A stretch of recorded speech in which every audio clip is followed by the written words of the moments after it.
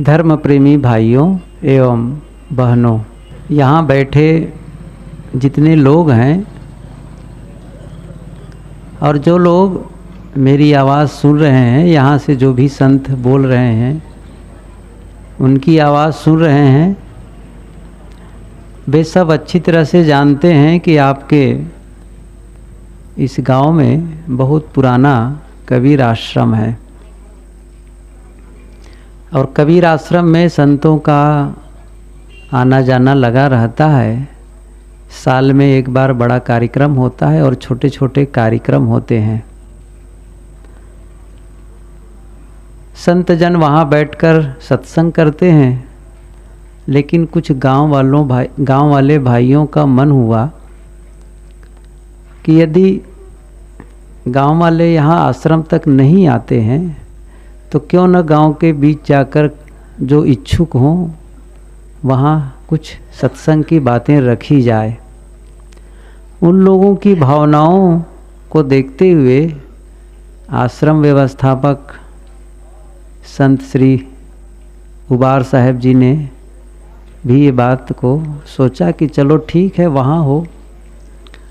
हम लोग को तो आराम आश्रम में बैठ कर के सत्संग करने में है, लेकिन आप लोगों को सुविधा की दृष्टि से यहाँ आकर के हमारे संतजन साध्वियाँ आप लोगों के बीच कुछ कह रहे हैं। यहाँ कहने का मतलब कोई ऐसा नहीं है कि हम लोगों का कोई बड़ा स्वार्थ है। स्वार्थ तो है, स्वार्थ इस मामले में है कि हम सब इस धरती में जन्म लिए हैं और इस धरती को एक रहने लायक जगह बनाना हम सबका दायित्व है। मनुष्य और पशु में अंतर है, मनुष्य और पशु में अंतर है। देखो, हम लोगों के सामने, आप लोगों के बीच में एक गधा खड़ा है, बड़े आराम से खड़ा है और ऐसा लग रहा है जैसे पूरे ध्यान में सुन रहे हों। लेकिन क्या आप लोग समझते हैं कि वो हमारी बातें समझता होगा? वो नहीं समझता है, बिल्कुल भी नहीं समझ रहा है। वो अपने स्वभाववश खड़ा है। लेकिन यहाँ यदि दूर दराज में यदि अपने छत पर भी बैठकर कोई सुन रहा हो एकाग्रता से, अपने घर के भी सामने बैठकर सुन रहा हो, तो कम से कम उन्हें लग रहा है कि यहाँ कुछ संत लोग आए हैं और कुछ बातें बता रहे हैं। और कुछ ऐसी भी बातें हो सकती हैं जो उनके काम की हो, और कुछ लोगों के लिए ऐसी बातें भी हो सकती है जो उनके जीवन परिवर्तन में कारण बन सकते हों। इसलिए मनुष्य एक सामाजिक प्राणी है और पशु भी है, उनमें भी समूह होता है। आप लोग जानते हैं, जहाँ कौवे होते हैं वहाँ कौवे कौवे की झुंड होता है। ऐसा नहीं कि कौवों के बीच में तोता आ जाए, ऐसा नहीं होता है। और जहाँ तोते हैं वहाँ तोते रहेंगे। काले मुंह के बंदर जहाँ होते हैं वहाँ काले मुंह के होते हैं, और लाल मुंह वाले बंदर जहाँ होते हैं एक जगह लाल मुंह वाले ही होते हैं। हिरण जहाँ होते हैं वहाँ हिरण ऐसे ही उनका भी समूह होता है। लेकिन उनका उद्देश्य क्या है? किसी प्रकार अपना पेट भर लें और प्रजनन कर लें, अपने ही सरीखे प्राणी पैदा कर लें, बस यही उनका उद्देश्य है। मनुष्य बिल्कुल ही अलग प्राणी है, ये अलग है। ये भी पेट भरने में लगता है, ये भी प्रजनन करता है, लेकिन आपस में एक बड़ा काम करता है। वो क्या करता है? परस्पर एक दूसरे को सुख पहुंचाने के लिए प्रयास करता है और मन की शांति के लिए वह धर्म के पथ पर आगे बढ़ता है, साधना और भजन की तरफ आगे बढ़ता है। क्यों ऐसा करता है? वो इसलिए करता है, वैसे तो सामान्य लोग सामान्य जिंदगी जीते हैं, कमाते हैं, खाते हैं, ये अच्छा है, आवश्यक है, क्योंकि बिना भोजन के हमारा जीवन नहीं चलेगा। तो भोजन के लिए मेहनत करना बिल्कुल ज़रूरी है। भोजन के बाद कपड़ा, ये भी आवश्यक है। मनुष्य बिना कपड़ा पहने नहीं रहता। कुछ लोग हैं, कुछ साधु सन्यासी हैं जो नंगे रहते हैं, उनकी बात अलग है। लेकिन चूंकि हम समाज में रहते हैं इसलिए कपड़ा पहनते हैं, तो कपड़ा के लिए भी मेहनत करते हैं। हम लोगों को रहने के लिए घर मकान चाहिए, ये भी ठीक है, तो उसके लिए मेहनत करते हैं। लेकिन आप लोग जानते हैं कि इस दुनिया में, इस भारत में बहुत से मत पंथ हैं, धर्म संप्रदाय हैं और बहुत सी देवी देवताओं की उपासना पद्धति है, साधना पद्धति है। इसकी भी आवश्यकता है। वहाँ जाकर के हम अपने जीवन के बारे में समझते हैं, वहाँ जाकर हम अपने मन की शांति के विषय में समझते हैं कि हमारा जीवन मिला है, क्यों मिला है, हमें अपने जीवन में कैसे जीवन जीना चाहिए, कैसे हमें सुख शांति मिलनी चाहिए। ये सारी बातें हम कहीं पाते नहीं हैं। एक छोटी सी बात आप लोगों को बताऊं, यहाँ सब शिक्षित लोग बैठे हैं। हमें 2 प्रकार की शिक्षा चाहिए, हमें 2 प्रकार की शिक्षा चाहिए। एक जो हमें रोजी रोटी कमाना सिखाए, और दूसरी शिक्षा है जो हमें जीने का ढंग सिखाए। रोजी रोटी कमाने की शिक्षा हम विद्यालय में पाते हैं, महाविद्यालय तक पढ़ लेते हैं और रोजी रोटी कमाना सीख लेते हैं, लेकिन जीने की शिक्षा नहीं सीखते हैं। कैसे जीना चाहिए इसकी पढ़ाई नहीं होती है। आप लोग सब विद्यालय गए हैं, जानते हैं वहाँ पर क्या पढ़ाया जाता है। कहीं विज्ञान पढ़ा दिया, कहीं समाजशास्त्र पढ़ाया, कहीं भूगोल पढ़ाया, कभी रसायन शास्त्र पढ़ाया, कभी जीव शास्त्र, कभी वनस्पति शास्त्र और भी राजनीति शास्त्र। ये सारे शास्त्रों का अध्ययन हुआ, लेकिन हमें परिवार के साथ कैसे रहना है, एक मनुष्य के होने के नाते हमें कैसे जीना है, यह बात तो नहीं बताई जाती है। पति पत्नी के साथ कैसे मधुर संबंध हो, पिता पुत्र के साथ कैसे मधुर संबंध हो, भाई भाई के साथ हम प्रेम से कैसे रह सकें, गांव और समाज में हम आपस में प्रेम से कैसे रह सकें, यह प्रेम का पाठ नहीं पढ़ाया जाता है। इसलिए मैंने कहा हमें 2 प्रकार की शिक्षा चाहिए। एक जो हमें रोजी रोटी कमाना सिखाए, वो आवश्यक है, लेकिन पूर्णता क्या है, पूर्णता है जो हमें जीने का ढंग सिखाए, कैसे जिए। ये बेहद महत्वपूर्ण है जान लेना। नहीं जानेंगे तो पैसा तो कमा लेंगे, धन तो कमा लेंगे, लेकिन यदि जीने का ढंग नहीं है तो पैसे से सुख नहीं मिलेगा। आप लोग जानते हैं बहुत से धनी मिलते हैं, हम लोगों का जीवन कुछ ऐसा है कि भ्रमण करते हैं, छोटे गांव में भी जाते हैं और बड़े बड़े शहरों में भी जाते हैं। गरीब के घरों में भी रहना होता है और धनपतियों के घरों में भी रहना होता है। तो बड़े बड़े धनपतियों के भी यहाँ जब रहने का मौका मिलता है, ऐसे लोगों से बातचीत होती है, तो वे लोग भी एक सामान्य जैसे आदमी दुखी है वैसे वे लोग भी दुखी रहते हैं।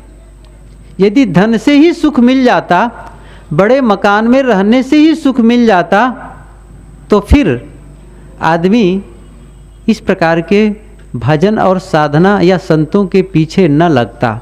हम लोग महात्मा बुद्ध के बारे में जानते हैं, यहाँ पढ़े लिखे लोग हैं, अच्छी तरह जानते हैं भगवान बुद्ध के बारे में। वो राजा के लड़के थे।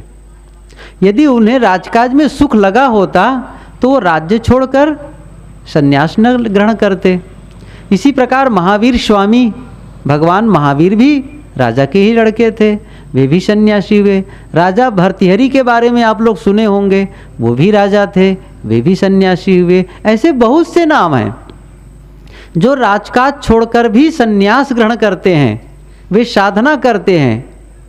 आपको मैं 1-2 बातें बताऊं कि कैसे हमें सब कुछ होकर के भी इनसे सुख नहीं मिलेगा। यदि हमारा मन अशांत हो, मन दुखी हो, तो हम कैसे दुखी हो जाते हैं। कल्पना करिए, जैसे आप कहीं मेहमानी में गए, कहीं भी गए, जैसे आपको किसी ने आमंत्रित किया, आपके परिवार के ही कोई सदस्य रहा, आप गए उनके यहाँ, एक कोई कार्यक्रम रहा, वहाँ गए, वहाँ बहुत से आपके परिचित हैं, और हुआ क्या, आप और लोगों से बातचीत हो रही थी, और जिसने आपको आमंत्रित किया था, बुलाया था, वो आपके सबके बीच ऐसा शब्द कह दिया, इतना अपमान सूचक शब्द कह दिया, जिससे आप बहुत परेशान हो गए। सबके बीच मानो आपका अपमान किया गया, कटु शब्द कह दिया, गलत शब्द कह दिया। अब आप कहेंगे मैं यहाँ बिल्कुल नहीं रुक सकता, सबके बीच मेरा इन्होंने अपमान किया है, क्या होगा? वहाँ रहना कठिन हो गया। और मान लो आप कार से गए हैं, एयर कंडीशन कार से गए हैं, और जब आप वहाँ से आते हैं, उनके कार्यक्रम से लौटते हैं, अब मैं बिल्कुल जा रहा हूँ, यहाँ रह ही नहीं सकता, तो क्या करेंगे? आप कार में बैठेंगे, कार आपका एयर कंडीशन है, लेकिन उससे आपको शीतलता नहीं मिलेगी, आपका मन जलता रहेगा। उन्होंने मुझे ऐसा कहा, क्या होगा? मन अशांत है, मन दुखी हो गया, क्योंकि अपमान आपको मिला है। तो कार आपको सुख नहीं देगा। आपको अनुभव लगता है कि आप कार में बैठ जाएंगे तो क्या उनकी बातों को भूल जाएंगे? जो उन्होंने अपमान किया है उससे आप दुखी हुए हैं, तो कार में बैठने से आपको वो अपमान जनित बात भूलेगी नहीं। आप अपने घर में आ गए, बढ़िया घर है, बहुत बढ़िया घर, वहाँ भी एयर कंडीशन कमरा है, आप कमरे में भी चले जाएंगे और अच्छे बिस्तर पर भी सोएंगे, फिर भी करवट बदलेंगे, आपको बार बार वही बात आएगी, सबके बीच मुझे अपमान किया है, सबके बीच उन्होंने जो मूर्ख कहा है, और आपके मन में होगा कब बदला लूँ, कब बदला लूँ। इतना अशांत हो गया। अब आपका घर सुख नहीं दे रहा है, आपकी गाड़ी सुख नहीं दे रही है, और आपको सुंदर भोजन लाके दिया गया, सुंदर बढ़िया भोजन, आपके प्रिय भोजन, लेकिन भोजन में भी आनंद नहीं आ रहा है, क्योंकि आपका मन उलझा हुआ है। इस उलझन को कैसे मिटाएंगे आप? आप कहेंगे हमारे पास धन हो जाएगा तो मिट जाएगा, नहीं मिट सकता है। कोई आपको 1000 रुपया भी दे दे, भूल जाओ उनकी बात को। आप क्या कल्पना करते हैं उनकी बात आप भूल जाएंगे? नहीं भूल सकते हैं। आपके पास सब कुछ बढ़िया है, किसी ने अपमान भी नहीं किया, लेकिन आपका लड़का मोटरसाइकिल से जा रहा था कहीं, एक लौता लड़का है, जा रहा था और मोटरसाइकिल से एक्सीडेंट हो गया, और वहीं जहाँ एक्सीडेंट हो गया वहीं उनका शरीर छूट गया, मर गया, देहावसान हो गया। अब लड़के का वियोग, लड़के के मृत्यु के बारे में जो आपके मन में दुख है, वो क्या आपका घर, बढ़िया घर सुख दे सकेगा? आपके दुख को छुड़ा सकेगा? बढ़िया भोजन मिल जाएगा तो क्या आप लड़के के दुख को भूल सकते हैं? नहीं भूल सकते हैं। आपको बढ़िया कपड़ा दे दिया जाए पहनने के लिए, तो क्या उस लड़के के जो वियोग हुआ है उसको आप भूल सकते हैं? नहीं भूल सकते हैं। एक संस्मरण है, एक माँ थी, उनका एक होनहार बच्चा था 15 साल का, मर गया। तो बहुत दिनों के बाद गुरुदेव जी से कहने लगी, महाराज जी जब मेरा लड़का मरा तो मैं इतना बेचैन हो गई, इतना परेशान होती थी, न तो मुझे खाने को मन करता था न कपड़ा पहनने को। आभूषण की बात तो दूर, मैंने अपने शरीर में साल भर तक अच्छी साड़ी नहीं पहनी, अच्छे कपड़े नहीं पहने। सोचिए कितना होता है दुख, ये कैसे जाएगा? आप कहेंगे, आपको जैसे मैंने अभी बताया कि लड़का का शरीर छूटा है, किसी का भी आपके परिवार का हो शरीर छूट गया है, और आपको कहा जाए, आपके सामने बढ़िया भोजन रखा जाए, तब आप क्या कहेंगे? मेरा अपमान किया जा रहा है, मुझे चिढ़ा रहे हैं। आपको बढ़िया कपड़ा पहनने को दिया जाए, आपको कपड़ा पसंद नहीं आएगा, क्योंकि दुख कुछ और है। यह दुख कैसे जाएगा? अपमान जनित दुख और वियोग जनित दुख, ये कैसे जाएगा? ये जीने का ढंग जब हम सीखेंगे, संतों के पास आएंगे, वो जब ऐसा ज्ञान देंगे जिससे हमारे मन हल्का हो जाएगा। आप ध्यान दीजिए, मैं थोड़ी थोड़ी बातें इन्हीं बातों पर कहूँ। जैसे आपको किसी ने आपका अपमान किसी ने कर दिया, संत लोग कहते हैं देखो हमारे अनुसार दुनिया के लोग नहीं चल सकते, सबका अपना अपना ढंग है, सब अपना स्वभाव बरतते हैं। कुछ भी कोई कह सकता है, क्या हम दुनिया के लोगों के मुंह को बंद करके अपना जीवन जिएंगे? वो अपने ढंग से बोलते हैं। यदि किसी के कहने से हम मूर्ख थोड़ी हो जाएंगे, किसी के कहने से हम मूर्ख नहीं होते, हम मूर्खतापूर्ण काम करते तब मूर्ख होते हैं। किसी ने हमें कह दिया तुम मूर्ख हो, इससे हम तो मूर्ख नहीं हो जाएंगे ना। जब हम मूर्खतापूर्ण काम करेंगे तब मूर्ख होंगे। इसलिए दूसरों की बातों को लेकर यदि कोई दुखी होता है, वो आदमी कभी सुख नहीं हो सकता है। ये बात मन में गांठ बांध लें, ये संसार में लोग अपनी अपनी बातें कहेंगे, और मुझे अपने आप में रहना है, मुझे अच्छा बनना है, अच्छा होना है, कौन मुझे गलत कहता है, कौन सही कहता है, इसकी चिंता न करके मुझे अच्छा जीवन जीने का काम करना है। और जितना ही ये दूसरे की बातों को याद करेंगे उतना ही आप दुखी रहेंगे, ये तय है। आप उसे चाहे 2 दिन में भूलें, चाहे सप्ताह भर में भूलें, चाहे 15 दिन में भूलें, आपको भूलना तो पड़ेगा। एक संत के पास एक आदमी गया, वो अपनी किसी ने उसको कह दिया था, उसको बहुत याद करता, उन्होंने मुझे ऐसा कहा, उन्होंने वैसा कहा, मेरा अपमान किया, मुझे उन्होंने गाली दी, मैं कैसे भूल सकता हूँ। महात्मा ने कहा ऐसा है, यदि तुम शांति चाहते हो, यदि मन को शांत रखना चाहते हो, तुम्हें भूलना तो पड़ेगा ही। कैसे नहीं भूलोगे, आखिर कब तक याद रखोगे। 1-2 भाई थे, तो एक भाई के यहाँ बड़ा कार्यक्रम चल रहा था, संतों को बुलाए थे और बड़ा सा भंडारा कर रहे थे, बिल्कुल सच्ची घटना है। लेकिन सब लोग आ रहे थे, उनका एक भाई था वो नहीं आया, सगा भाई था, थोड़ा अलग घर था। उन्होंने कहा सब लोग आ रहे हैं, आपके भाई साहब नहीं दिखते हैं। महात्मा ने कहा हाँ महाराज जी, वो आते नहीं हैं, करीब 20 साल हो गए वो हमारे दरवाजे पर नहीं आते हैं। कि क्यों? कहे कि एक बार ऐसी कुछ बात हो गई थी, इसी बात को लेकर के वो बहुत नाराज़ हैं और हमारे दरवाजे नहीं आते हैं। उनको कहे नहीं कहा, कहना चाहिए था। तो कहे कभी आप जाएंगे तो उन्हें आप कह सकते हैं। तो महात्मा जी घूमते घूमते उनके भाई के दरवाजे पर चले गए कि हमने सुना है कि आपके भाई साहब बड़ा भंडारा कर रहे हैं, बड़ा कार्यक्रम है, बहुत लोग आ रहे हैं, आप भाई के यहाँ नहीं जाएंगे? कि नहीं नहीं, मैं उनके दरवाजे पर कदम नहीं रखूँगा। कि क्यों? अरे आज से 20 साल पहले शादी के समय मुझे उन्होंने ऐसा शब्द कह दिया है और मैंने भी कसम खा लिया है उनके दरवाजे पर मैं कदम नहीं रखूँगा। अब बिल्कुल गलत है, मैं जाऊँगा ही नहीं। महात्मा ने कहा अच्छा एक काम करो, तुम्हारे घर कोई 25 साल पहले का कैलेंडर है? कैलेंडर जो उसमें तारीख देखते हैं वो है? कहीं 25 साल पुराना कैलेंडर कहाँ मिलेगा महाराज, आप भी गजब कहते हैं। नहीं है? अच्छा तो 10 साल पुराना है? नहीं है। 5 साल पुराना कैलेंडर है? नहीं है। अच्छा 2 साल पुराना? कि वो भी नहीं है। आप लोग भी अपने घर में जाकर देखेंगे 2 साल पुराना मिलना कठिन है। अच्छा साल भर पुराना? तो वही देखना कठिन था। अच्छा अभी वाला कैलेंडर है ना? हाँ ठीक है। तो उन्होंने कहा देखो आज कौन सा महीना चल रहा है? सितंबर।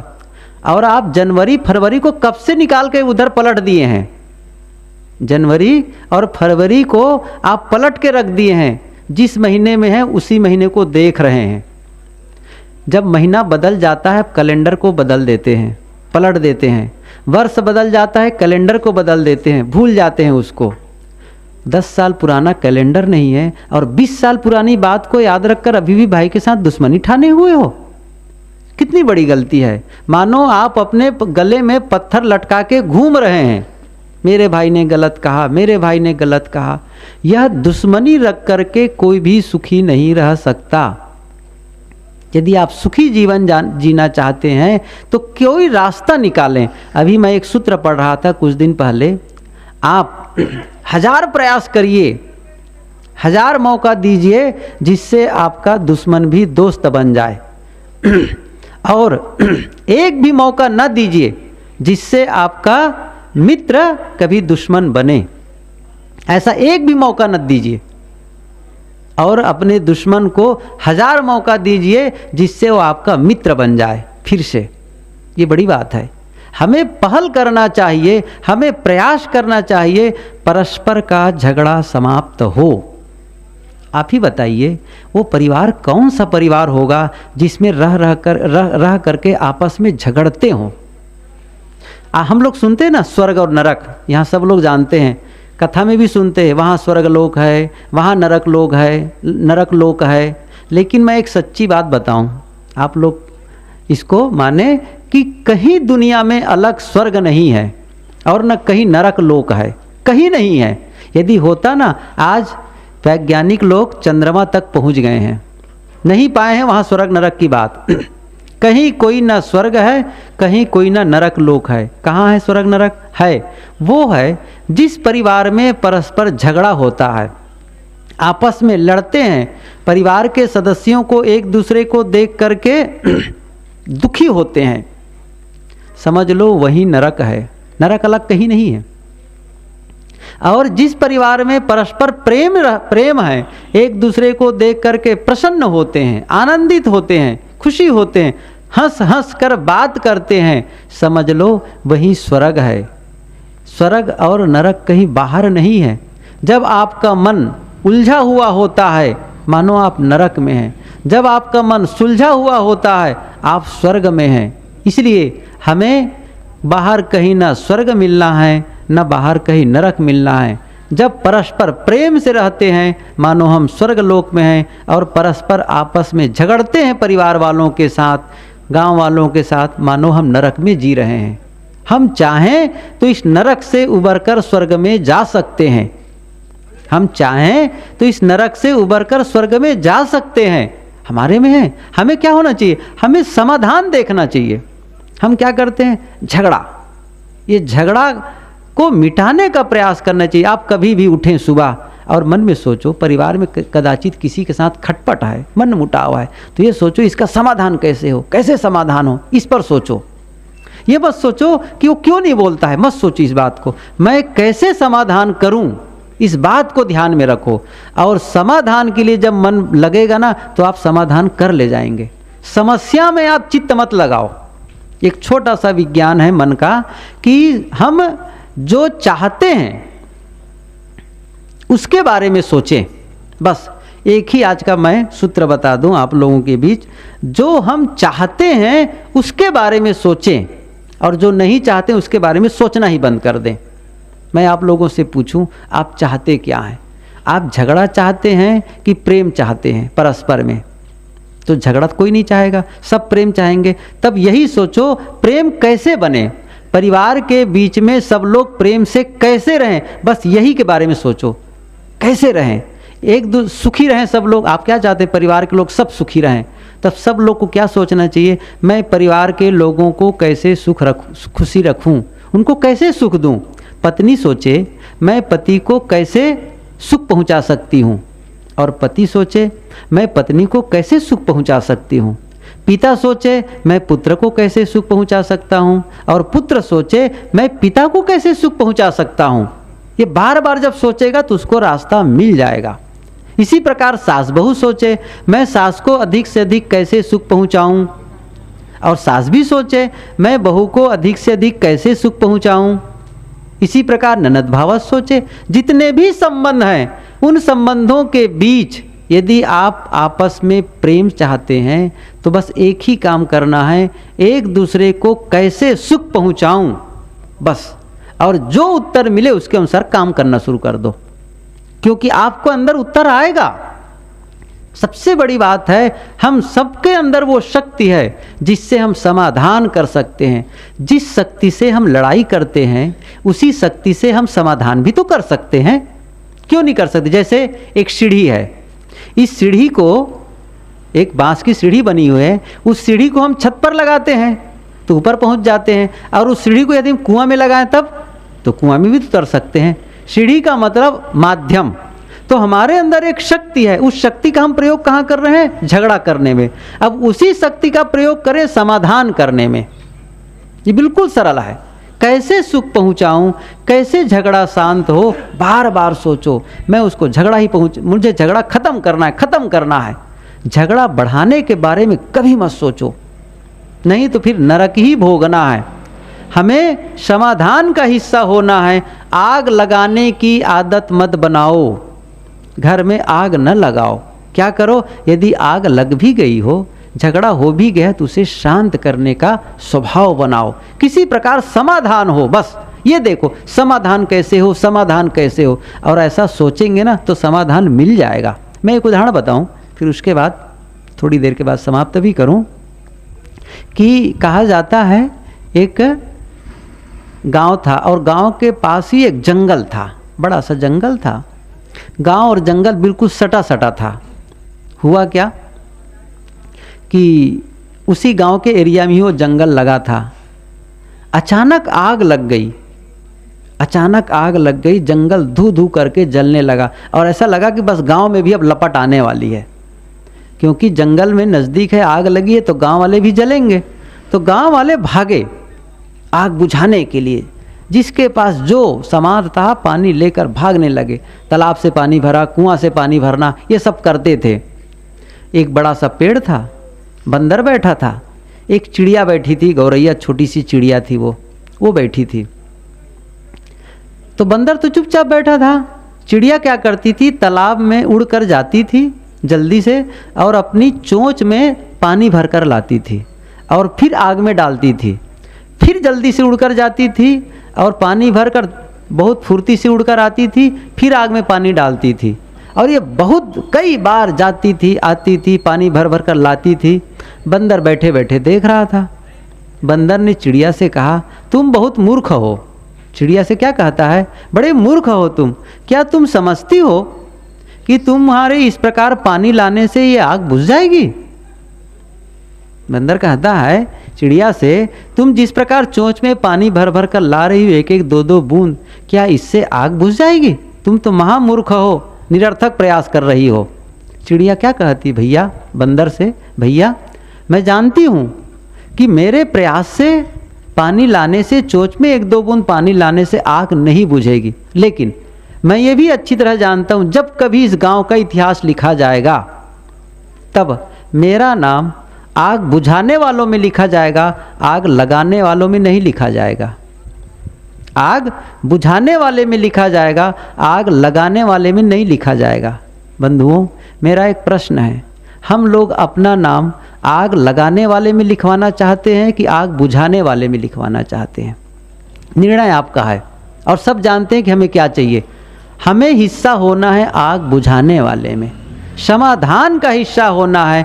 हम जिस परिवार में रहें वहाँ आपस में झगड़ें, आपस में संघर्ष करें, कौन सा सुख पाएंगे? इसलिए कैसे झगड़ा समाप्त हो यह मन में बसा के रखें, जितना संभव हो उसे हम खत्म करें, जितना जल्दी हो सके झगड़ा मिटाने का प्रयास करें। चाहे वो भाई भाई के बीच झगड़ा हो, चाहे पत्नी और पति के बीच झगड़ा हो। देखिए, पति और पत्नी में भी जो संघर्ष होता है ना, वो बहुत छोटी छोटी बातों को लेकर के हो जाता है। ऐसा नहीं है कि बहुत बड़ी बात है, थोड़ी सी कोई संदेह हो गया, किसी बात को लेकर के नहीं बन पाया, किसी ने कुछ कह दिया, बस छोटी छोटी बातों को लेकर के। लेकिन गलती हो ही गई किसी से तो गलती हो गई, उसको नज़रअंदाज करना सीखो। ये नहीं है कि किसी ने गलती ली उसके ऊपर आक्रमण करें, बस उसके ऊपर प्रहार करना शुरू करें, ये गलत है।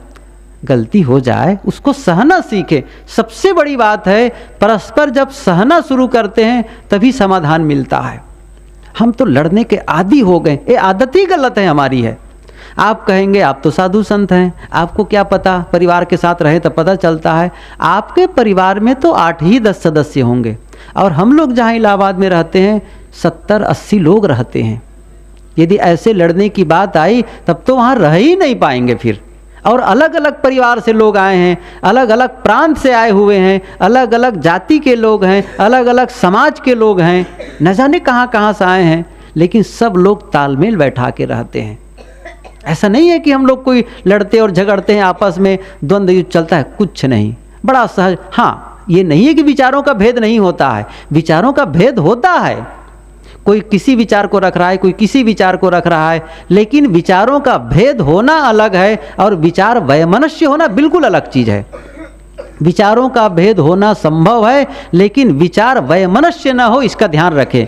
इसी प्रकार पति और पत्नी का, मैं यदि कल बैठने का अवसर मिलेगा तो इन बातों पर ज़्यादा विस्तार से कहूँगा, लेकिन आज एक सूत्र बता रहा हूँ। जैसे कि मैंने समाधान के बारे में कहा, दूसरा, पति और पत्नी आपस में किसी बात को लेकर के संघर्षरत हैं, यदि वो दोनों समाधान चाहते तो समाधान कर सकते हैं, बशर्ते कि उनका दिल होना चाहिए समाधान का, दोनों पक्ष का। एक पति और पत्नी का उदाहरण याद आया। दोनों आपस में प्रेम से रहते थे, लेकिन किसी बात को लेकर के उलझ गए, झगड़ गए, और बात इतनी बढ़ गई, जब आदमी जोश में आता है तो होश खो देता है, उसे पता ही नहीं चलता कि मैं जोश में हूँ, और वो होश को खो देता है। फिर उन्होंने क्या किया, दोनों आपस में क्या बात करते हैं, ऐसा उलझ गए, कहे अब तलाक हो जाए, अब नहीं रहेंगे तुम्हारे साथ। वो कहते नहीं रहेंगे तुम्हारे साथ, कहा तो दिए। फिर क्या समाधान करते हैं कि उनके जहाँ घर में रहते थे, कमरे में गमला था, गमले में एक पौधा था, हरा पौधा था। तो फिर दोनों ने विचार किया कि ऐसा है, जब तक ये पौधा जिंदा है, हरा है, तब तक हम तलाक नहीं लेंगे, और जिस दिन ये पौधा सूखा उसी दिन तलाक ले लेंगे।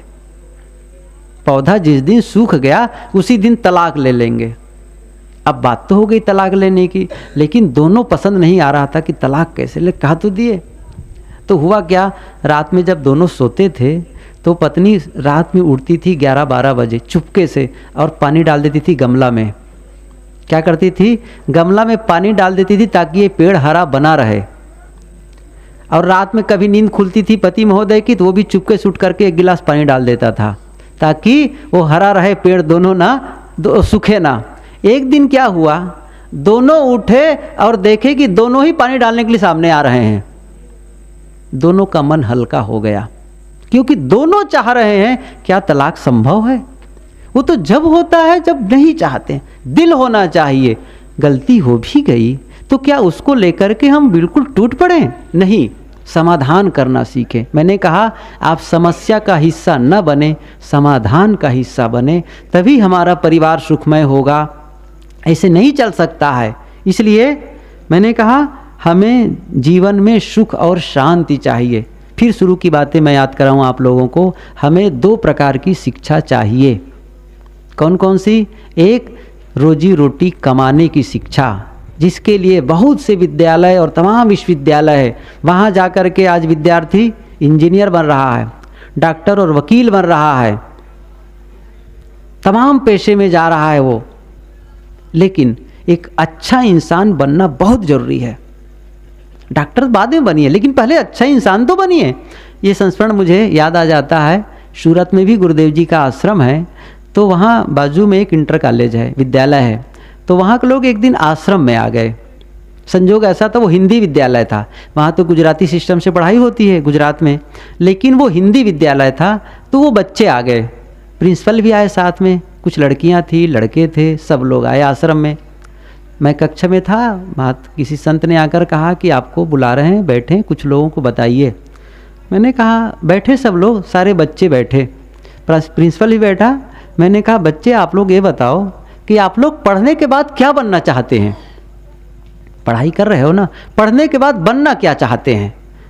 तो बच्चे बोलने में संकोच किए। मैंने कहा निश्चिंत संकोच होकर छोड़ करके बोलो, आप निर्भय होकर के बोलो। तो किसी ने कहा मैं डॉक्टर बनना चाहता हूँ, किसी ने कहा मैं वकील बनना चाहता हूँ, किसी ने कहा मैं इंजीनियर बनना चाहता हूँ, किसी ने कहा प्रोफेसर, कुछ लोग कहे, बाकी तो नहीं बोले। कुछ लड़कियाँ भी बैठी थी, काफ़ी छात्राएँ थी, वो भी कहें कि हम ये बनना चाहती, वो बनना चाहिए। मैंने कहा बहुत अच्छा, आप लोग जो बनना चाहते हैं ये अच्छा लगा, लेकिन मेरा एक प्रश्न है आप सभी से, बच्चों से। आप लोग कितने लोग हैं जो पढ़ लिख करके अच्छा इंसान बनना चाहते हैं? अच्छा लगा, इंजीनियर बनना चाहते हैं, वकील और डॉक्टर बनना चाहते हैं, लेकिन आप लोगों में से कौन है जो पढ़ लिख करके अच्छा इंसान बनना चाहता है? तो सब चुप, कोई हाथ नहीं, एक दूसरे के मुंह को देखने लगे। मैंने कहा देखो बच्चों, तुम लोग कह रहे हो ना कि डॉक्टर बनेंगे, वकील बनेंगे, हो सकता है पढ़ने के बाद डॉक्टर न बन सको, ऐसा हो सकता है। ऐसा हो सकता है इंजीनियर बनने का मन है, न भी बन सको, ऐसा हो सकता है। लेकिन ऐसा नहीं हो सकता है कि तुम इंसान न रह जाओ और एक परिवार के सदस्य न रह जाओ। परिवार के तो सदस्य रहोगे ना, अभी तो कम से कम हो, किसी माता पिता के बच्चे हो, और कुछ ही दिन के बाद क्या होगा, पति बन जाओगे, पत्नी बन जाओगी, और फिर ही कुछ ही दिन के बाद फिर पिता बन जाओगे, माँ बन जाओगी, इन्हीं में से तो बनोगे। और उन लोगों के साथ कैसे रहना है, परिवार वालों के साथ में, यह सीख नहीं ग्रहण करोगे, उनके साथ रह करके अच्छा इंसान नहीं बन पाओगे, तो फिर अच्छा डॉक्टर भी नहीं बन पाओगे, अच्छा वकील भी नहीं बन पाओगे। पहले हम इंसान हैं, पहले हम आदमी हैं, उसके बाद डॉक्टर, वकील, इंजीनियर हैं। और आदमी ही गलत है, कल्पना करिए, आदमी ही गलत है तो अच्छा डॉक्टर कैसे हो सकता है, अच्छा वकील कैसे हो सकता है? इसलिए पहले हमको क्या करना है, अच्छा इंसान बनना है। सबसे पहला काम अच्छा इंसान बनना है। अच्छा इंसान कैसे बनना है, इस बिंदु पर मैं कल चर्चा करूंगा। अच्छे इंसान के क्या लक्षण हैं, हम कौन कौन से ऐसे काम कर सकते हैं जिससे हम जीवन में अच्छा जीवन जी सकते हैं। मैं जीवन के संबंध में ही चर्चा करना चाहूँगा कि हमारा जीवन क्या है, हम जीवन को सुखमय कैसे बना सकते हैं। इस संबंध में हम लोग कल चर्चा करेंगे। आज तो काफ़ी कुछ चर्चा हो गई है।